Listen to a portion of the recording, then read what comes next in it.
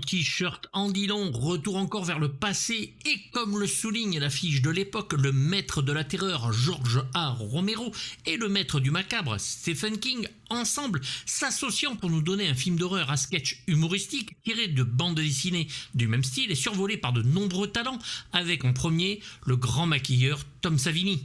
On dirait deux émeraudes. En fait, ce ne sont pas deux, mais bien donc trois maîtres de l'horreur qui vont s'unir et un talent en dessinateur qui vont contacter par ses nombreux dessins magnifiques le talentueux et magique Bernie Wrightson, un maître lui aussi, pour adapter la BD. La réussite de Creepshow tient sur deux facteurs, le sketch, une histoire courte et l'adaptation ici parfaite de la bande dessinée comme les EC Comics qui n'auront pas duré autant que l'on aurait voulu mais qui vont marquer les esprits. Créé en 1945 mais démarrant en 1950, EC Comics jusqu'à sa lente déchéance et vente en 1961 sont des comics qui vont s'inspirer de grands auteurs comme Lovecraft, Edgar Allan Poe ou Ray Bradbury pour nous donner des histoires d'horreur illustrées par des dessinateurs plus ou moins bons.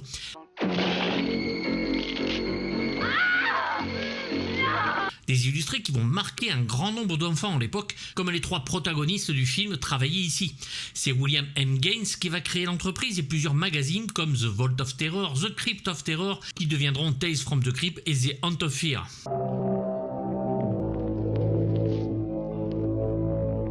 Des récits macabres et horrifiques présentés par trois personnages, le gardien du caveau, la vieille sorcière et le gardien de la crypte, qui seront dessinés par Johnny Craig, Graham Ingalls, Jack Davis, et avec eux de grands noms du dessin vont apparaître comme Jack Kamen, dont les dessins sont ceux du comics sur le film ici, Wallace Wood, George Evans, John Severin, Al Williamson ou Bernie Klingstein, et j'en passe plein, dont Frank Frazetta pour quelques histoires. Bernie Wrightson, un grand du comics, lisait son Frankenstein avec ses illustrations, sera donc invité par Stephen King à créer la BD adapté du film.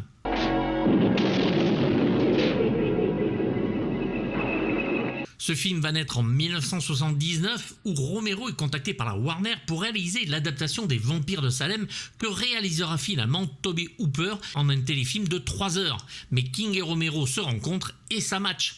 La production de Salem va demander aux deux hommes de collaborer et de leur filer un script pour un nouveau film avec 9 mois de délai pour le faire et les deux hommes, ravis de s'y activer, vont d'abord penser à adapter Le Fléau mais cela coûte trop cher puis se lâcher en prenant pour base donc ces EC Comics, des BD d'horreur très lus aux États-Unis avec Creepshow, un film à sketch.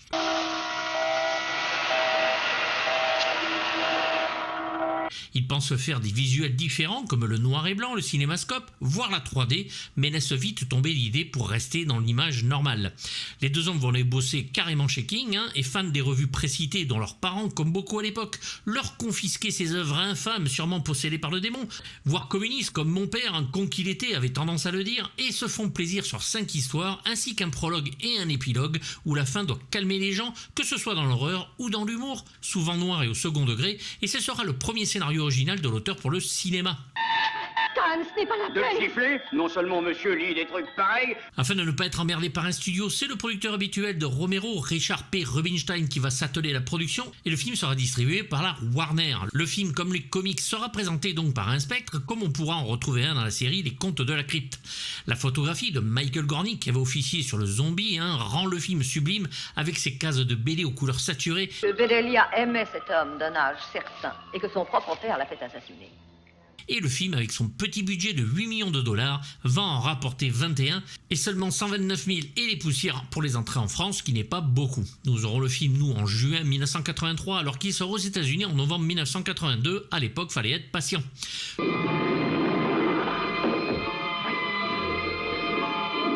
Tom Savini, après le travail formidable sur le zombie et le premier Vendredi 13 de Sean S. Cunningham, que vous pouvez trouver en non censuré sur ma chaîne Patreon, va nous donner de beaux zombies noyés, un Fluffy aux dents longues et à l'appétit vorace, et un homme littéralement en mousse, sans parler de cafard à l'appétit vorace, et d'un papa cadavérique qui veut son gâteau. Des maquillages réussis par le jeune Tom qui n'a que 31 ans. Pas ou très peu de sang et de gore sur Creepshow, c'est voulu, mais les monstres et créatures sont légion, et pour lui ce n'est que du bonheur. Système de pompe, engin mécanique, le tout travaillé par vidéo pour tout vérifier, mais ce seront les cafards qui ont raison du célèbre maquilleur, insecte qu'il déteste littéralement, et avec lequel il va devoir faire contre mauvaise fortune bon cœur ou vomi. 30 000 cafards, rien que ça, allant partout et de grosse taille, et fournis par Dave Brody et Ray Mendes, spécialistes des petites bestioles pour Hollywood.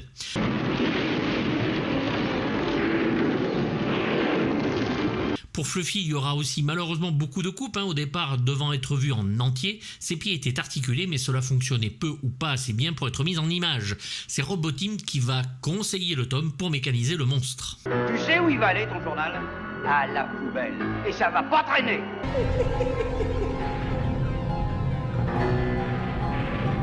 J'ai réglé l'affaire. Les pères sont faits pour ça, finalement. Plusieurs sketchs et le prologue voient donc, comme beaucoup l'ont vécu, un père violent et tyrannique qui claque son fils parce qu'il lit simplement une revue qu'il va jeter dans une poubelle et dont les pages vont s'ouvrir avec le vent, nous proposant à chaque fois une nouvelle histoire. Au lit. Le père, c'est Tom Atkins, ici en vrai salopard, et vu dans un grand nombre de films comme le Fog et le New York 1997 de John Carpenter que vous avez sur cette chaîne, le Halloween 3, toujours produit par Big John mais là réalisé par Tommy Lee Wallace, L'Arme Fatale de Richard Donner que j'ai fait aussi, ou le Maniac Cop de William Lustig.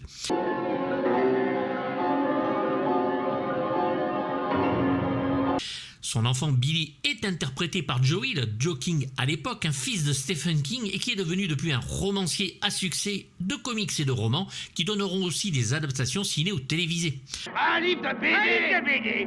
Des lunettes à rayon X. Ouais, ça marche jamais. Nous avons même Tom Savini, le maquilleur du film, qui fait sa petite apparition en éboueur à la fin.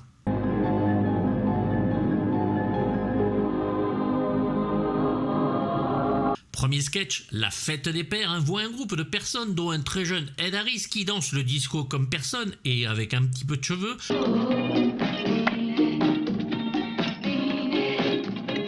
Ne l'oublions pas, se retrouver pour l'anniversaire d'un parent mort dans des conditions étranges. De la fête des pères. Bonne fête des pères. La tante Bédélia va aller se recueillir devant la tombe de cet homme, son papa, qui lui faisait vivre un enfer jusqu'à ce que celui-ci revienne entre les morts pour avoir son gâteau. Stephen King résume le mieux son histoire, je cite, « C'est l'histoire d'un gars qui revient pour chercher son gâteau, 7 ans après avoir été tué, il a mal vieilli. » Ed Harris, acteur culte dont la carrière s'envolera vers de véritables chefs-d'œuvre et films de bonne et de très bonne facture, avec entre autres L'étoffe des héros en sosie saisissant de John Glenn sur le film de Philip Kaufman, Abyss bien sûr de James Cameron qui le brouillera longtemps avec le réalisateur, Les Anges de la Nuit de Phil Joannou, Glengarry de James Foley, retrouve Stephen King sur le Bazar de l'épouvante de Fraser Heston, Apollo 13 de Ron Howard, Rock de Michael Bay ou Truman Show de Peter Weir, et entre ses titres de nombreux films indépendants, et deviendra même réalisateur, et il joue ici malheureusement un tiers rôle.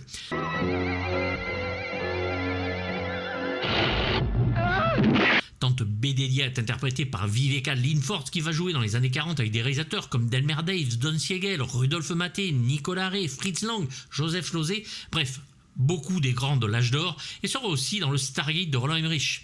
Un film dont la vengeance ici est pour certains morale. L'homme a effectivement été tué, mais c'est aussi quand même une belle ordure qui a bien torturé son monde, et les descendants, bien que tous cons, n'ont rien fait pour mériter leur mort.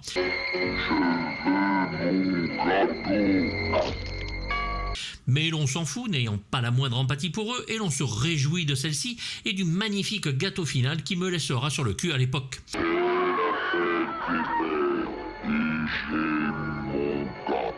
Le sketch tombe bien pour être le premier, c'est peut-être le plus faible pour certains, même s'il impressionne de premier abord. Sous forme de pastiche, c'est par ce sketch que Romero va introduire les moins aguerris à EC Comics au ton du film. La version d'origine devait être plus longue, peut-être la partie la plus coupée au montage, et c'est tant mieux parce que le dosage ici est parfait.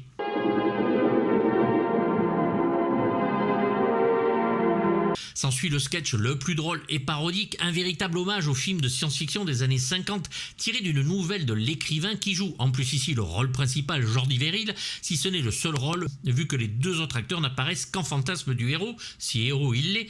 La nouvelle s'appelle Mauvaise Herbe et fut publiée en 1979 dans un magazine s'appelant Cavalier et ne fut plus réédité depuis dans aucun recueil.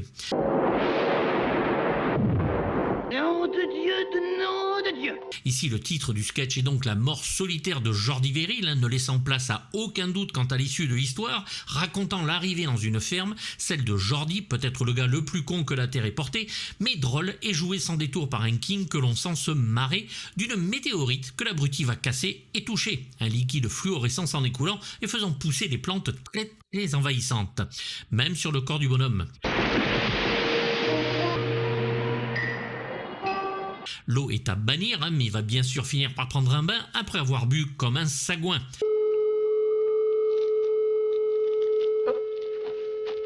Rapide et drôle, le film est pourtant un lent cauchemar et une lente agonie d'un homme qui va amener par sa bêtise l'apocalypse sur Terre.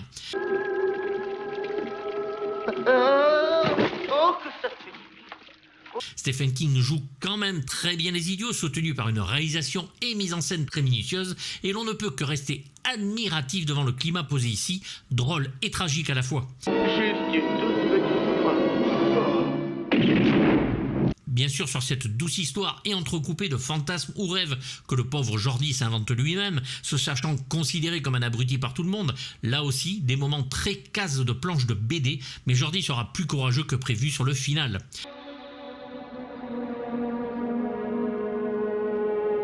C'est l'épisode qui utilise le plus de musique libre de droit, auquel s'ajoute au bon moment celle du compositeur.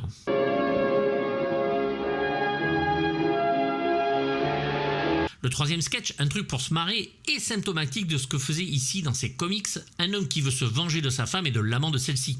Leslie Nielsen, et oui, l'inspecteur Frank Drebin des Yatina Flick lui-même, et plus de 200 personnages dans sa carrière, dont Planète Interdite de Fred Wilcox. Et place au spectacle! Nous donne une de ses meilleures interprétations en mari trompé et salopard vengeur qui va enterrer au bord de l'océan le jeune Ted Danson, l'amant que l'on a vu dans de nombreux rôles à la télévision, Cheers ou Les Experts Las Vegas sur les dernières saisons, où il est très bon, et au cinéma plusieurs rôles dont 3 hommes et un bébé de Leonard Nimoy, cousin de Joel Schumacher avec l'acteur favori d'Arnold Trump, le grand William Petersen, ou Loch Ness de John Anderson. C'est pas génial la vidéo? Je suis fou de ces machins-là. Regarde un peu la qualité de l'image. Et va aussi enterrer sa femme au bord de l'océan en filmant le tout en vidéo pour pouvoir se repasser les cassettes à foison. Ce dernier étant fan de technologie vidéo. Il va montrer la noyade de sa femme à l'amant, puisqu'ils se noient ensemble mais à quelques mètres de différence, pour qu'ils comprennent ce qui va arriver avec la montée des eaux. Juste avant l'arrivée de la vague suivante. Sa femme, elle, est jouée par Gaylen Ross, que l'on ne voit malheureusement que peu, mais dont on se souvient tous pour avoir été la très belle et fabuleuse Francine dans le chef-d'œuvre de Romero, Zombie ou Dawn of the Dead en VO. Bien sûr, les deux amants vont revenir se venger en zombies moisis et humides avec une touche de beurre, c'est dégueulasse, très bienvenue, et l'histoire sera tournée en studio pour des raisons évidentes de prévenir tout danger d'enterrer les gens dans le sable.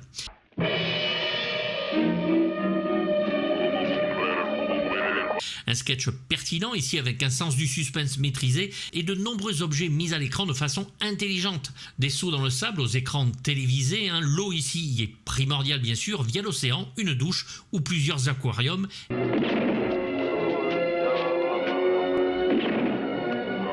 Et même le cendrier du premier sketch, La Fête des Pères, qui trouve sa place au bord du lit. Là encore, beaucoup de musique libre de droit à la place de celle du compositeur.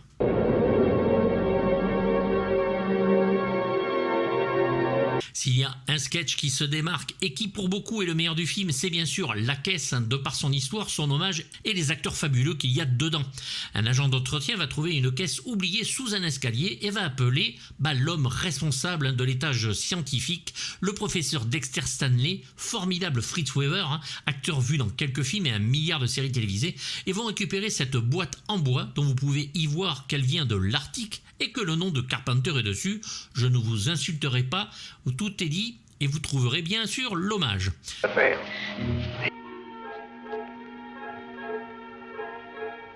En ouvrant bien sûr à l'intérieur, il y a une créature, Fluffy, c'est le nom qu'on lui donne sur le tournage, qui va choper l'agent d'entretien et lui bouffer le bras, puis le reste.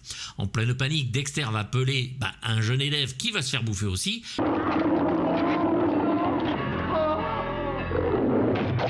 Et s'enfuir chez son meilleur ami, le professeur Henry Northup, un homme réservé et comme d'habitude parfaitement interprété par le génial et regretté Hal Holbrook, que l'on a vu dans Magnum Force de Ted Post, Les Hommes du Président d'Alan J. Pakula, Capricorn One ou La Nuit des Justes de Peter Iams, Fogg bien sûr de Big John ou La Ferme de Sidney Pollack. Oui, Billy. L'homme qui joue ici complètement sous le joug de sa femme alcoolique, qui en met plein la gueule sans cesse, ne lui répondant jamais. elle se saoulant toujours. Cette femme, c'est Wilma, jouée par la grande Adrienne Barbeau, actrice culte par excellence et vue chez John Carpenter encore, dans Fog, New York 97, The Thing, elle est la voix de l'ordinateur en VO, et le téléfilm Meurtre au 43e étage. La créature du marais aussi de Wes Craven ou l'équipée du Cannonball de Hal Needham, et elle est absolument infernale dans ce film. T'es vraiment une merde. Depuis quand j'ai une fiffe molle dans mon plumard? Madame Romero de l'époque apparaît aussi lors de la Garden Party. Mais nous venons juste d'arriver. Ah, bon, on va s'occuper de ça. Henry qui se laisse donc vaguer à des fantasmes, où il tue sa femme de plusieurs manières, d'une balle dans la tête par exemple à coup de 44 Magnum, ou en l'étranglant à la maison. Wilma! Rien. Va donc aller rejoindre le Dexter, effectivement rencontrer Fluffy, qui entre-temps a donc bouffé une deuxième personne. Son ami donc étant réfugié chez lui, il va le droguer, repartir au labo, tout nettoyer, parce qu'il a un plan le Henry, que Fluffy bouffe sa femme. Il va la faire venir et le monstre lui donnera ce qu'il veut.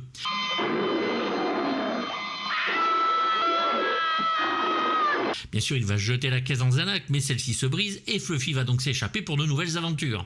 Une narration sans aucune faille, avec le meilleur passage du film, avec une réalisation inventive pour un sketch vraiment dans la pure tradition du film de monstre et au personnage de comic book réussi. Chaque plan sent les dessins du grand Bernie Wrightson, alors qu'il n'a pas encore travaillé dessus, et c'est le sketch qui lui ressemble le plus avec celui d'avant.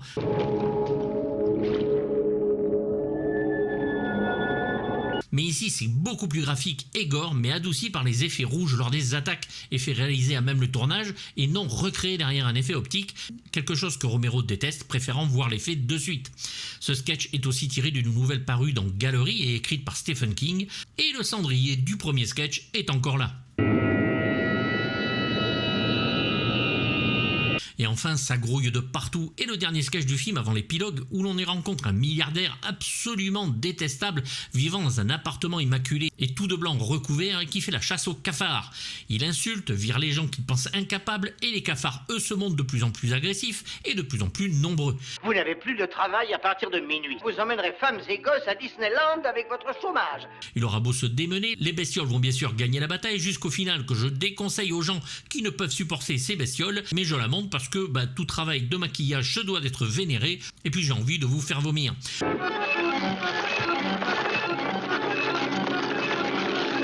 Une ambiance froide et oxygénée qui conclut admirablement le film en résumant en une histoire et pour les conclure tout le travail accompli.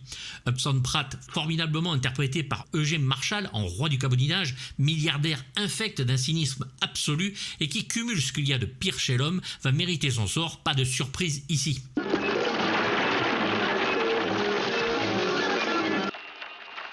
C'est un sketch au montage le plus rapide avec ses inserts de mort de cafard qui ne meurent jamais vraiment et son rendu glacial qui va retourner la situation de cet homme froid dans un décor blanc et qui sera assiégé par des cafards noirs, un concierge d'immeuble noir et même un blackout suite à un orage. Si tu le voulais, mon pote, c'est râpé. Très utile quand on désire se venger.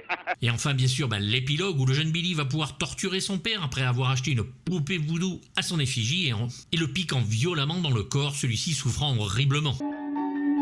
On est prêt pour un autre coup d'aiguille? Chaque sketch sera traité différemment avec un monteur par sketch et au style différent dans leur traitement, ce qui est une formidable idée. Et chacun possède sa propre atmosphère, son propre rythme et ses couleurs à lui. Des sketchs savamment et parfaitement dosés et au timing qui empêche le spectateur de s'ennuyer. Sur aucun d'eux, on est absorbé, fasciné, cueilli et emporté par les techniciens professionnels dont l'envie de bien faire transpire littéralement à l'écran. Ce mélange parfait de gens talentueux et, notons-le, une version française de très bonne qualité.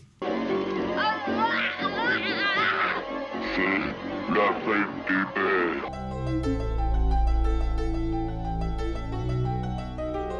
$200 pour un météore cassé.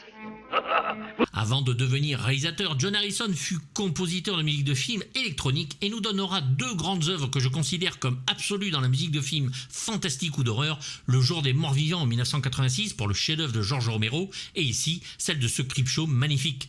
D'abord disponible dans un pressage superbe chez Varese Sarabande avec uniquement la musique de John Harrison, Romero utilisant souvent de la musique libre de droit dans ses films, La La Land, encore eux, va ressortir deux versions dont une avec les morceaux inédits justement de Frank McDonald, Chris Ray, Ib Glindenman, Philip Green, Eric Markman, Ian Kennedy, Roger Webb, Darkinson ou Neil Amsterdam, parfois pour un seul morceau et en musique donc libre de droit. Il ne cessera de rester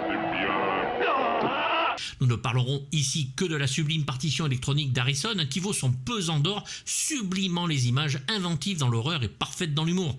Une vraie pépite au son très années 80 bien sûr, nostalgique en diable et dont la semblante simplicité d'exécution démontre en comparaison des compositeurs utilisant les ordinateurs aujourd'hui, vous savez de qui on parle, démontre bien que le plus ne veut pas dire le mieux.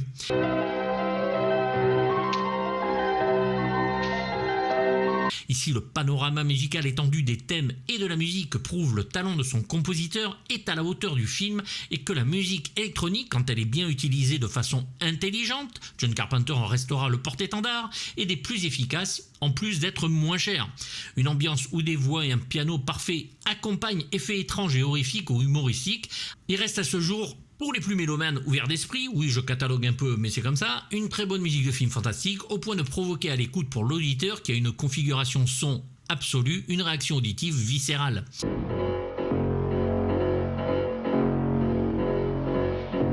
Si vous aimez le film Creepshow, il vous faut la musique Creepshow qui sans problème va vous remémorer ce film et ses images dans une expérience musicale assez étonnante. Day of the Dead sera son chant du cygne et c'est dommage qu'il n'ait pas continué sur cette voie un moment de plus. C'est un digne compositeur dont l'expression musicale restera malgré sa courte vie. Attends.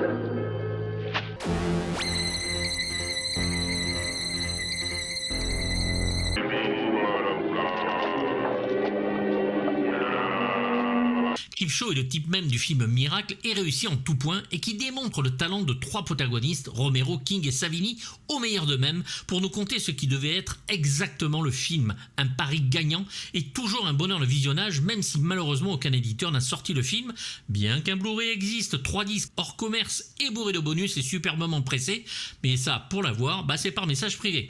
120 minutes d'horreur et d'humour, un réel bonheur me semble-t-il un peu oublié, ce qui est bien dommage sur un film pareil, un événement pour moi à l'époque, d'autant que l'attente pour voir le film est douloureuse. Ça vous tuerait. Garde ton souffle, mon cher Harry. Un film à sketch vraiment réussi de bout en bout, c'est rare aussi, où l'horreur et le suspense sont savamment distillés par le talent de créateurs qui malheureusement ne seront pas sur le deuxième volet et dont peu de films à sketch de ce style resteront réellement en mémoire. Une narration qui alterne le classicisme d'un film d'horreur et un montage en split screen façon case de bande dessinée du plus bel effet afin de mieux mettre en valeur le sujet même du film. La session d'été est terminée et la session d'automne ne commence que dans 2 semaines. Le réalisateur va même aller jusqu'à utiliser l'animation, des cadrages qui n'auraient pas renié les expressionnistes teutons, avec des couleurs plus que saturées pour bien appuyer le propos, comme des arrêts sur image, ce qui est risqué. Maquillage et matte painting réussi rendent hommage à des films où l'envie de faire peur était un art, un artisanat même, contrairement au plongeon dans la boucherie et le torture porn que notre société actuelle prend plaisir à nous envoyer dans la gueule, sans plaisir aucun ou rarement. Très rarement. Tout ici rappelle ces vieilles bandes dessinées qui nous fascinaient enfants, ces films fantastiques et d'horreur que l'on regardait d'un œil dans la dernière séance d'Eddie Mitchell, comme L'homme qui rétrécit ou Tarantula, Des monstres attaquent la ville ou Le chien des Baskerville, La créature du lac noir bien sûr en 3D ou Le village des damnés. Ceux qui n'ont pas vécu ça enfant ne peuvent pas comprendre. George de Romero et Stephen King essaieront sans succès d'adapter Le Fléau ensuite, un des meilleurs livres du maître, ce sera sans succès. Ici Comics pouvait dormir tranquille à l'époque, l'horreur étant loin d'être souillé, mais bien mis en valeur avec cet hommage rendu de la meilleure des manières et un amour de l'adaptation qui est littéralement visible à l'écran. Le film sera adapté par le grand donc Bernie Wrightson en bande dessinée avec Stephen King au scénario. En France, cette adaptation a été publiée aux éditions Albin Michel en 83 puis en 85 et ces 2 éditions sont épuisées depuis longtemps et très recherchées par les collectionneurs. N'hésitez pas à m'en faire cadeau, je ne l'ai pas. Cette BD est devenue un véritable donc objet de collection et ressort chez Soleil en 2011. L'eau, c'est ce qu'elle veut. Tu n'as donc pas compris. Un film irrattrapable pour ceux qui s'y essaieront derrière, vu la maîtrise des 3 mètres, il aurait fallu trouver mieux ou égal qui fait encore aujourd'hui de ce film une rareté dans l'horreur, un film que j'aime d'un amour absolu et que je crie au travers de cette vidéo. Un esthétisme dingue, une note qui ne l'est pas moins, un 8/6, juste parce que dans le genre on n'a jamais fait mieux, que ce soit en tant que film ou pour le respect d'une œuvre originale. L'aboutissement en quelque sorte de toute une culture dans un film parfait, dont certains reprochent encore à Romero son manque manque de subversivité, comme si c'était le but de l'œuvre, mais Dieu que certains sont cons. Ça faisait très longtemps que je voulais faire Creepshow, je l'ai vu avec ma fille il y a 15 jours et en le voyant je me suis dit tu vas pas faire la vidéo de suite, tu viens de le voir, c'est pas possible. Je revois le film et ça fonctionne, j'étais encore mais subjugué. Donc c'est pour moi littéralement un pur chef-d'œuvre. J'espère que pour vous aussi, n'hésitez pas bien sûr dans les commentaires à me dire ce que vous en pensez, j'espère que vous l'adorez autant que moi, nous en débattrons avec plaisir. N'oubliez pas bien sûr la version longue sur Patreon et en avance si ça vous intéresse, abonnez-vous. Et puis je vous dis à très bientôt, n'hésitez pas à vous abonner et à appuyer sur la petite cloche, c'est gratos, ça fait plaisir et à bientôt pour du lourd, bye bye.